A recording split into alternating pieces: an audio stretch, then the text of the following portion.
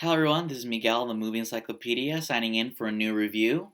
For this video, I will be giving my review on the highly anticipated horror sequel, Halloween Kills, starring Jamie Lee Curtis, Anthony Michael Hall, and Judy Greer.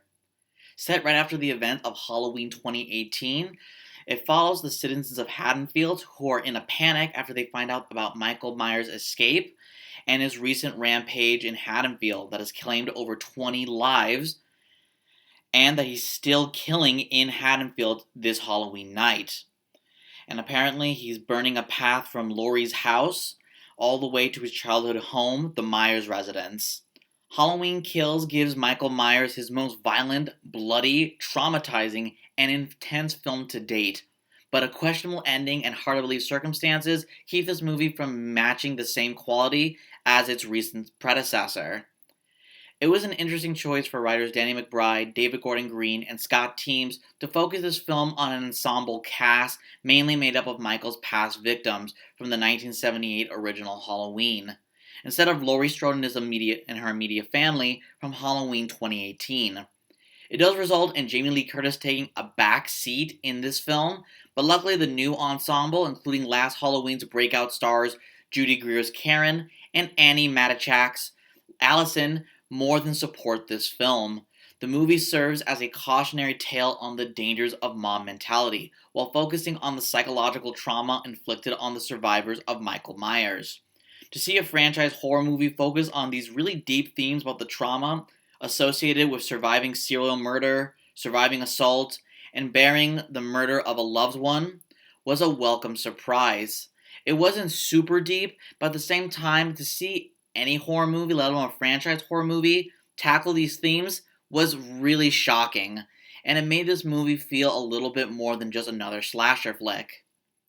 On top of all of this, Michael Myers has never been so sadistic and brutal in a single movie as he is in Halloween Kills. The body count he racks up in this film and the brutality of his murders is unlike anything I have ever seen in a horror movie. It's enough to give adults nightmares depending on how squeamish you are. Never show this movie to kids because it is an absolute bloodbath. The performances all around were solid. I really liked Andy Matichak, Judy Greer, Anthony Michael Hall, and Thomas Mann especially, but my favorite performances were shockingly from the least used actors in the movie. Even though their screen time is short, Jamie Lee Curtis and Will Patton steal every scene they are in as the two people who have the most painful history with Michael Myers. Curtis and Patton really get lost in their roles at times, and it shows how much passion they have for this franchise. I can't wait to see what they will do in the next Halloween movie. Hopefully they will have more screen time to make good on their characters even more.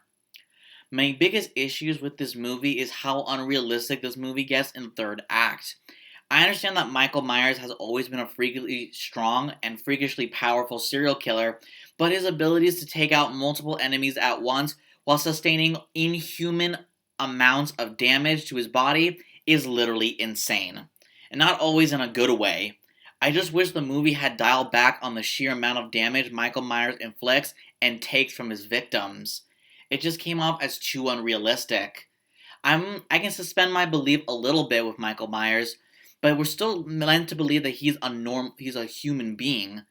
And this movie honestly gives the impression that he isn't. It's just a bit confusing throughout the entire movie.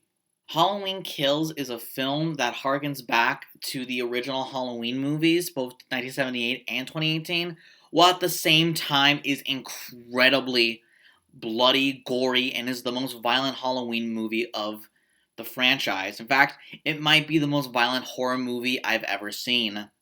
However, despite how fun this movie is, there are a couple of problems in the third act, and I will admit a lot of the characters' decisions are especially stupid.